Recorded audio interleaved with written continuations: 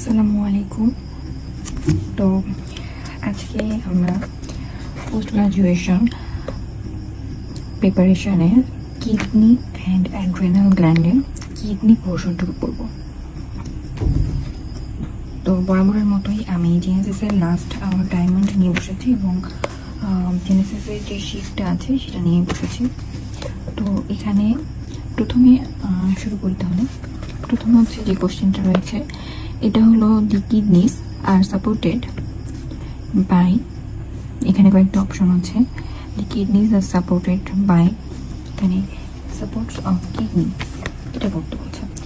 তো প্রথমে আমরা সাপোর্টস অফ কিডনি এটা পড়ব। তো এই শিটের এখানে আমি লিখে রেখেছি কিছু সাপোর্টস অফ কিডনি।